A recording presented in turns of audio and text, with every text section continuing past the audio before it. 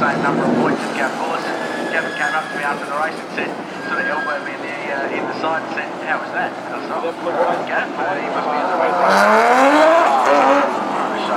That's the main thing. So Zach, they're really happy with the product in the Touring Car Masters. And how could you not be with that absolutely brilliant motor race? We had Holden Monaro leading. At the very start, we had Bill Pye and the Camaro leading. We had a Falcon Sprint, Ford Mustang.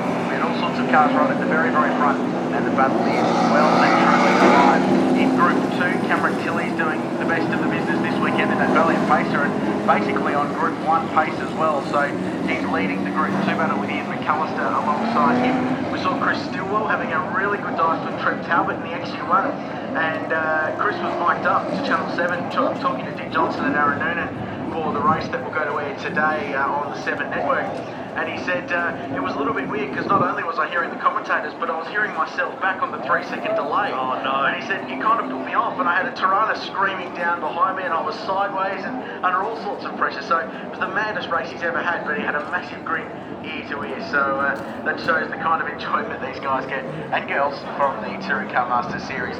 Should mention the girls. Leanne Tander will start this one from P7 alongside Bill Pye, and just said to me afterwards, "I'm getting a bit sick of running with Andrew Benicki.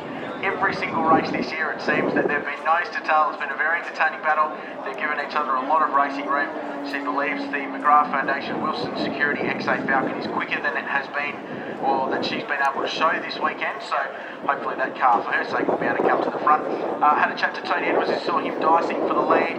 He thought he had the better of Gav Bullis. In the end, he said, "I just couldn't get the front brakes cool enough. I had the bias round completely to the back, as far back as it possibly could, but it wasn't enough." And he thought he could possibly pull the car up, but as it turned out, and as we saw, he couldn't. But he was pretty satisfied with 4th place after that. Had a share of the lead for some time, and looking for a strong performance in this one as well. He expects to run with the front guys if he can get past the likes of Brad Tilley and Andrew Benicki in the opening few laps before the tyres start to go off. Speaking of tyres, we're looking at Jimmy Richards' car there. Who has got the best set of tyres out there, do you think, at the moment? Jim Richards' car looks after them very well, perhaps better than any of the other Group 1 cars because it's lighter.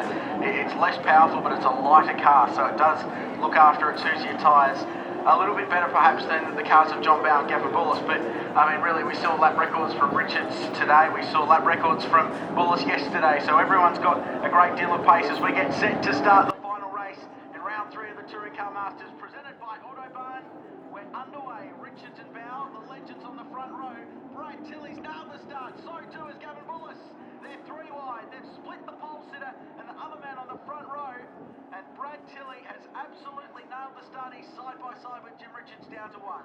Look at Brad Tilley on the outside, 3-1. Bullis will keep the number 1 car to the inside here, but Tilley makes it second spot now as they filter their way through turn 1 and head back to turn 5 for the first time. Tilley all over the back of Jimmy Richards as they head down to Coates Corner. Brad Tilley has come alive this weekend. He's had to go down the inside of turn 5 with Richo. He'll hold on. They'll be side by side up into the hairpin at 6, and we've seen this a couple of times throughout the Touring Car Masters races this weekend. Can Brad hold on? If he can, he'll be in the right position for the right-hander at turn 7, but he's not. Jim Richards holds on and maintains the lead. John Bowe went nowhere. It's not the first time that's happened to him this weekend. Really struggling to get that car off the line, and in these hot conditions, really struggling to keep fuel up to it. It was so hot in the engine bay that the car just boxed out.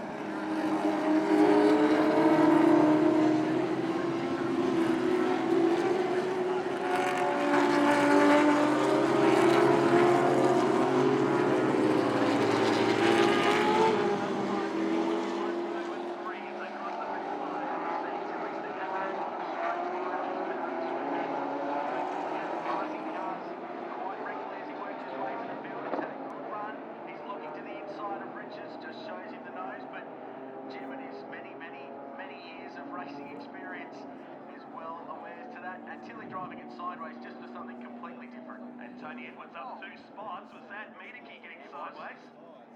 There's McAllister, Stillwell, first of the Porsches is Bernie Stack, P15 in car number 36. And there is the 2-time champ Gav Bullis. He's holding off Tony Edwards. So Tony's done what he wanted to do. He got past Miedeke, got past Tander. He's got the benefit of being in front of John Bowe as well. And he's right up behind Bullis now in the Boss Mustang, carrying the very well known and famous Coca-Cola colours, a similar livery to the car that Alan Moffat raced to a ridiculous number of race wins in the 70s here in Australian motorsport. Bullis foul inwards and Tander on screen as they go to back.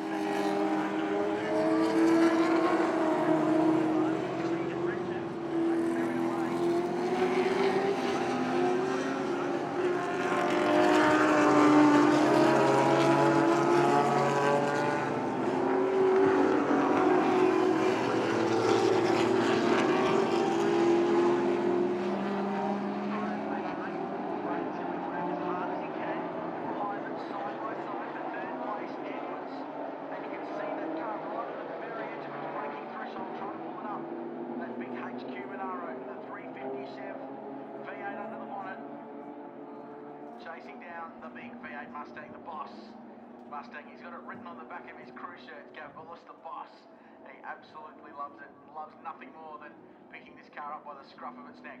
He's our Group 3 pacer this weekend, or one of them anyway. There's two guys in the class. Tony Karanfilowski in the Alpha's been the one having a very good weekend. Phil Showers has had some mechanical dramas with the number 4 car. Meanwhile, Stillwell's in the thick of the action. This is a little bit further up if you're watching your super screens.